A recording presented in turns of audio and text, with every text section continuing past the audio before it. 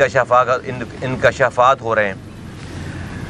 یہ کوئی عام کسی ٹی وی ایکٹر کی ویڈیو آ جائے, کسی فلم کے ہیرو ہیروئن کی ویڈیو آ جائے, کوئی ایشو نہیں ہے, کوئی مسئلہ نہیں ہے. لیکن بہت افسوس کے ساتھ اور بہت ہی پریشانی کی بات یہ ہے کہ ملک کے اعلیٰ ترین اداروں کے اعلیٰ ترین لوگوں کی تمام یہ باتیں, یہ لیکس آ رہی ہیں باہر. ایکس جو ہمارے فارمر چیف جسٹس ہیں پاکستان کے, ثاقب نثار صاحب, ان کے حوالے سے آج کل یہ سارا کچھ چل رہا ہے. اس سے پہلے ہم نے اسی ریسنٹ پاس میں دیکھا ہے کہ ex chief justice Iftikhar Chaudhry صاحب کے حوالے سے بڑی کہانیاں تھیں. پاکستان کے لیے, لوگوں کے لیے, پاکستانیوں کے لیے یہ بہت ہی بڑا لمحہ فخریہ ہے. میں ایز اے پاکستانی یہ سوچتا ہوں اور میرا یہ سوال ہے, کیا ہمارے پاس ہماری جوڈیشری میں کوئی ایسا میکینزم نہیں ہے کہ جب کوئی سٹنگ, جب یہ چیف جسٹس ثاقب نثار صاحب جب غلط کام کر رہے تھے تو جوڈیشری کا اپنا میکینزم کوئی ہوتا کہ ان کو اس کام سے روکتا, تو آج یہ نوبت نہیں آتی. دوسری بات یہ کہ کیا اس عہدے پر آنے میں کا جو چیک ہے, نظام کا, سسٹم کا جو چیک ہے, اور جوڈیشری کا اپنا چیک ہے کہ جہاں پر ایسے عہدوں پر آنے سے پہلے اس کا کردار, اس کی تمام چیزیں, اس کا بیک گراؤنڈ چیک ہو کر اس جگہ پہ آئے بندہ, تو کوئی ایسا نظام نہیں ہے. یہ دو سوالات ہیں کہ جب ہر کوئی ایکس ہو جانے کے بعد ہی اس کی کہانیاں کیوں آتی ہیں, تو پھر سسٹم پہ آج جو موجودہ لوگ ہیں ان کے اوپر اعتبار کون کرے گا, کیسے رہ جائے گا؟ یہ پاکستان کے لیے اچھی بات نہیں ہے. یہ ان اعلیٰ عدلیہ کے اور عدلیہ کے ججز جو کہ ایماندار, کیریکٹر وائز جو ہے وہ اپ رائٹ سارے لوگ ہیں, ان کے لیے بھی اچھی بات نہیں. ان کے لیے بیسیکلی زیادہ خطرناک بات ہے کہ ان کے ادارے کے ایک فارمر چیف جسٹس کے حوالے سے اتنی کھلی گفتگو ہو رہی ہے ملک کے اندر. تو یہ میں سمجھتا ہوں کہ پاکستان کے چلانے والوں کو اور خاص طور پر عدلیہ کے اعلیٰ ایماندار لوگوں کو, عدلیہ کے ایماندار لوگوں کو ایسا کوئی میکینزم اپنے ادارے کے لیے بنانا چاہیے کہ غلط بندہ اس سسٹم میں داخل ہی نہ ہو, اور اگر داخل ہو جاتا ہے تو جب یہ غلط کام کر رہا ہے اس غلط کام کرتے ہوئے اس کو روکا جائے, اور خود نظام ایسا ہو, عدلیہ کا نظام ایسا ہو کہ وہی اسے روکے, تاکہ ایک کریڈیبلٹی جو ہے وہ بالو. ورنہ آج سب سے زیادہ میں کہتا ہوں کہ ظلم جو ہے وہ ہماری عدالتوں میں ہے. کوئی کام سب کو, اور عدالتوں کے ججز کو یہ پتہ ہے ساری چیزوں کا, تو ہمارے ایک عام آدمی کو انصاف نہیں مل رہا. پاکستان اس وقت ایک مایوسی کسی کیفیت میں ہے. ایک لے دے کر یہ ادارہ رہ گیا تھا جہاں پر لوگ سمجھتے تھے کہ انصاف ہو جائے گا. وہاں پر اگر فارمر, ابھی حالیہ اس ایک ڈیکیڈ کے اندر, 10 سال کے اندر, ایک ڈیکیڈ میں 2 فارمر چیف جسٹسز کی کہانی سب لوگوں کو پتہ ہے. افتخار چودھری صاحب کا کیس جو ہے وہ ٹی وی پہ چلا, سب چیزیں ہوئی, سب کو پتہ ہے کیا کہانی ہے.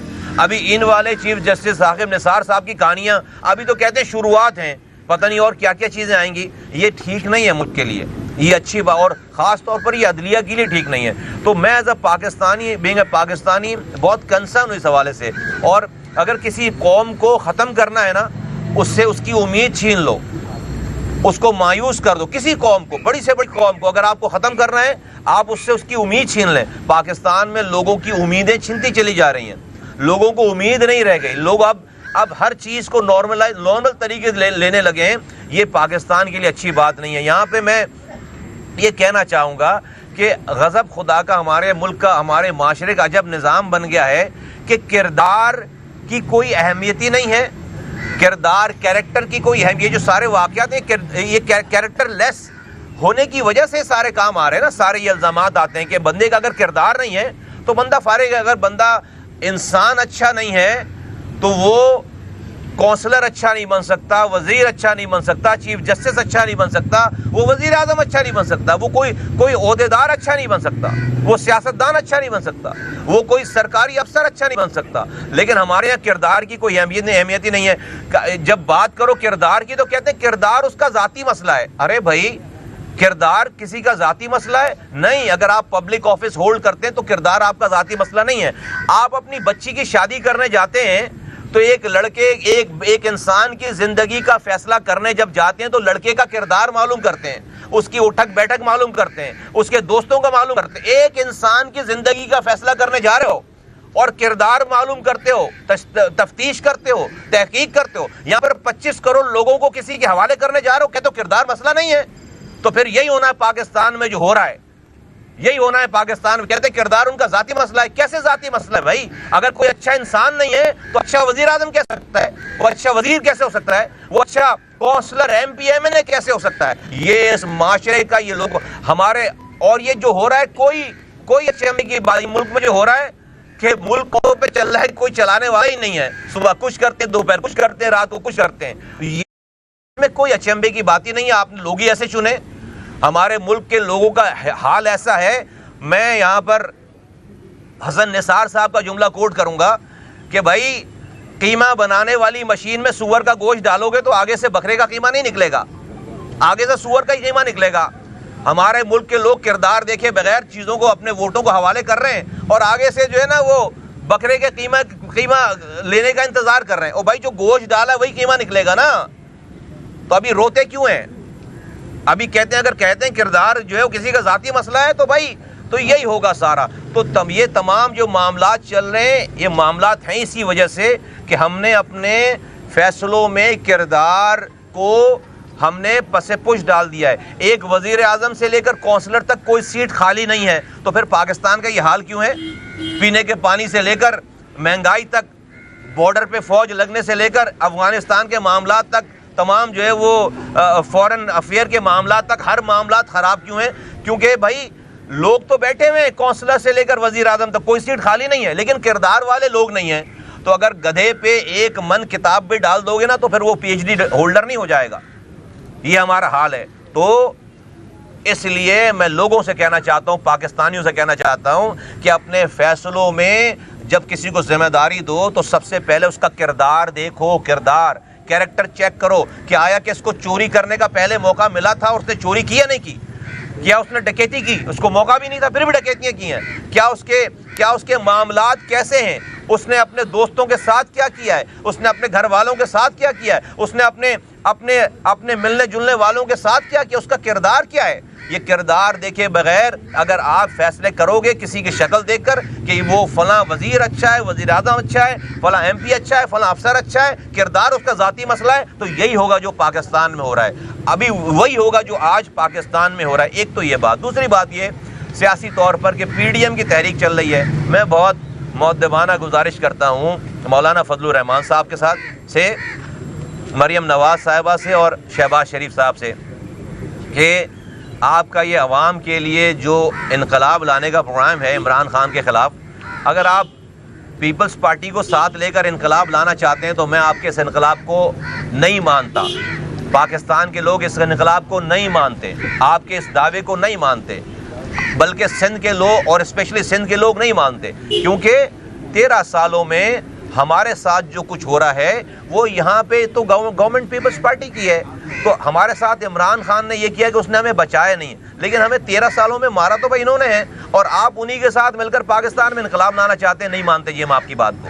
پھر جو ہے وہ آپ کو اقتدار چاہیے، آپ کو لوگوں کا رونا، لوگوں کی پھر آپ کو فکر نہیں ہے. اگر آپ کو واقعی لوگوں کی فکر ہے تو سندھ کے لوگوں کی بھی فکر کریں. اور سندھ کے لوگوں کے ساتھ جو آج برا ہو رہا ہے کراچی سے کشمیر تک، اس میں تو ذمہ دار یہاں کی صوبائی حکومت ہے، اور اس کو ساتھ لے کر آپ کہہ رہے ہیں کہ آپ انقلاب لے کر آئیں گے. یہ دوہرا معیار ہے، یہ منافقت ہے، یہ ہپوکریسی ہے. تو آپ سے گزارش ہے مولانا صاحب اور شہباز شریف صاحب اور مریم نواز صاحبہ کہ اگر آپ کو واقعی پاکستان میں غریبوں کی فکر ہے، لوگوں کی فکر ہے، تو بھی آپ کو عمران خان اور پیپلز پارٹی کی گورنمنٹ کو ایک ترازو میں تولنا چاہیے. یہ ایک سکے کے دو رخ ہیں. آج اگر عمران خان صاحب کی حکومت چل رہی ہے تو پیپلز پارٹی کی وجہ سے چل رہی ہے. 1 گھنٹے میں پیپلز پارٹی چاہے عمران خان کی حکومت ختم ہو جائے گی, کیونکہ وہ اس لیے ختم نہیں کرے گی, ان کو سندھ میں حکومت چلانی ہے. یہاں پر یہ لوٹ رہے ہیں, وہاں پر وہ لوٹ رہے ہیں. تو یہ جو پیپلز پارٹی کو ملا کر انقلاب لایا جا رہا ہے, کراچی کے لوگ, کراچی سے کشمیر تک لوگ اس کو نہیں مانتے. یہ ہپوکریسی ہے. جس دن آپ جو ہے وہ ان کے خلاف بھی کھڑے ہوں گے, سچ بولیں گے, پیپلز پارٹی کے ظلم کے خلاف بھی, ہم آپ کے ساتھ جو ہے وہ شانہ بشانہ آپ کے ساتھ کھڑے ہوں گے.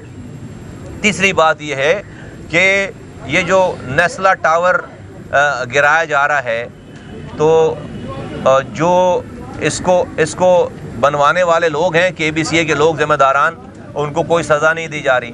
پھر جو رہنے والے جن لوگوں نے یہ گھر خریدے تھے, ان کو کمپنسیشن نہیں دیا جا رہا. ان کا تو قصور نہیں ہے, انہوں نے تو یہ سارے لیٹرز دیکھ کر, ساری NOCs دیکھ کر یہ فلیٹس خریدے تھے, تو لوگوں کا تو قصور نہیں ہے. ہاں, یہاں پر اداروں کا قصور ہے جو اس بلڈنگ کو انلیگل تعمیر کروانے. آپ کو پتہ ہر جگہ رشوت چل رہی ہے. تو اگر اس کو توڑنا ہی تھی بلڈنگ بھائی, تو سب سے پہلے اتنی فورس لگا کر building control authority, Sindh building control authority کو اسی طرح سے بم سے اڑا دیا جاتا, اسی طرح سے اس کو ہتھوڑے مار کے توڑ دیا جاتا. خدا کی قسم کراچی میں انلیگل کنسٹرکشن ختم ہو جاتی. کراچی میں انلیگل کنسٹرکشن ختم ہو جاتی. جس وقت آپ یہ نیسلا ٹاور توڑ رہے ہیں, اس وقت یہی KBCA SBCA شہر میں 100 سے زائد انلیگل بلڈنگ اور بنوا رہی ہوگی, اور بنا رہی ہے, بلکہ اس سے زیادہ بنوا رہی ہے. یہاں پر چھوٹے چھوٹے پلاٹوں پہ جو ہے وہ فلیٹس بنائے جا رہے ہیں, انلیگل کنسٹرکشن ہو رہی ہے. پورا ناظم آباد, پورا فیڈرل بیریا, پورا لیاقت آباد سارا ختم کر دیا ہے. تو یہ کون کروا رہا ہے؟ یہ SBCA کے افسران جو ہے وہ رشوت دے کے کروا رہے ہیں. تو میں سمجھتا ہوں کہ اس طرح کی کارروائیوں سے انصاف کے تقاضے پورے نہیں ہو رہے ہیں. آج اگر میں پروپوزل دینا چاہتا ہوں, جو بھی میری بات سنیں, جو لوگ اس کو ڈیل کر رہے ہیں, کہ بھائی ماسٹر پلان ڈپارٹمنٹ کو خود مختار کیا جائے. شہر کا ماسٹر پلان ڈپارٹمنٹ خود مختار ہوگا تو شہر میں اس کی مرضی کے خلاف کوئی چیز نہیں ہوگی. آج کیا سچویشن ہے؟ یہ master plan department building control authority کے تمام انلیگل کاموں کو روکنے کے لیے اوپر چیک ہوا کرتا تھا میرے زمانے میں. آج میرے جانے کے بعد 2010 کے بعد میں جب ہٹا ہوں وہاں سے, تو اس 2012 کے لوکل گورنمنٹ آرڈیننس جو کہ MQM نے سائن کر کے حوالے کر دیا شہر, اس کے بعد پیپلز پارٹی کی گورنمنٹ نے کیا کیا ہے کہ جو چوکیدار تھا, یعنی کہ ماسٹر پلان ڈپارٹمنٹ, اور جو چور جو SBCA بلڈنگ کنٹرول اتھارٹی تھی اس کے اوپر چوری پر نظر رکھتا تھا, انہوں نے اس ماسٹر پلان ڈپارٹمنٹ کو SBCA کے انڈر میں دے دیا ہے. اس کی مثال ایسی ہے جیسے کسی محلے کے چوکیدار کو آپ چور کے انڈر میں دے دو, محلے کے چوکیدار کو آپ چور کے انڈر میں ڈیوٹی کرنے کے لیے دے دو. کسی بھی چوکیدار کو چور ڈیوٹی لگائے کہ بھائی تمہاری ڈیوٹی یہاں ہے, تو سندھ بلڈنگ کنٹرول اتھارٹی کے انڈر میں ماسٹر پلان کو دے دینا ایسے ہی ہے جیسے چوکیدار کو چور کے انڈر میں آپ نے دے دیا ہے. جب تک آپ اس کو الگ نہیں کریں گے, جب تک آپ اس کو خود مختار ادارہ جو تھا اس کو نہیں بنائیں گے, جب تک کراچی میں انلیگل کنسٹرکشن نہیں رکے گی. ملک میں سخت افراتفری ہے, ہر طرح سے جو ہے وہ خبریں جو ہے وہ الٹی سیدھی خبریں آ رہی ہیں. جب تک ملک میں کردار